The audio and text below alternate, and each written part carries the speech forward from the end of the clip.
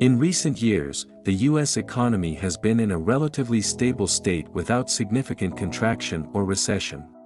This phenomenon has attracted the attention of many people, and many mainstream media have provided various reasons. However, these reasons all have certain limitations, and the real reason is only one. The U.S. government implemented the principle of undifferentiated currency supply to citizens during the pandemic. Firstly, some people believe that the stability of the U.S. economy is related to interest rate cuts and lower reserve requirements. However, this viewpoint overlooks an important issue.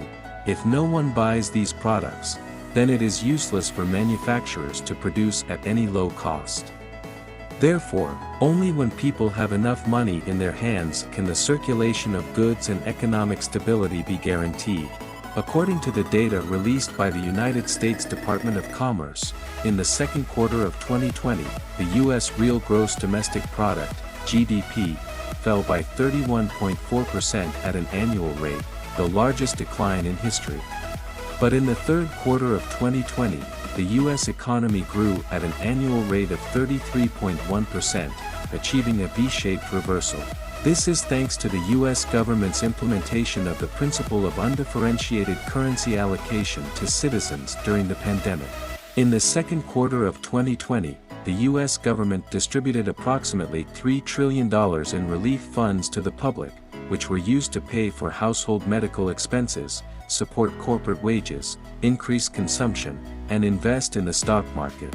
At the same time, the Federal Reserve also injected a large amount of liquidity into the market during the same period, increasing the M1 and M2 indicators by approximately 6.9% and 17.1%, respectively.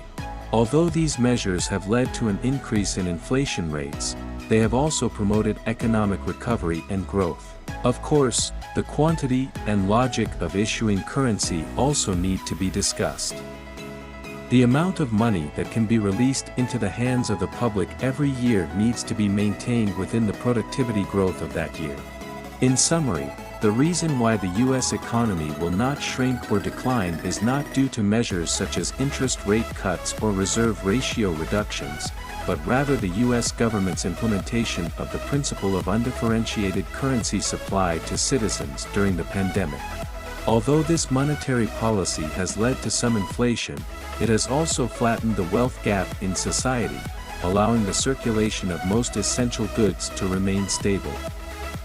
Therefore, only when people have enough money in their hands can the circulation of goods and economic stability be guaranteed.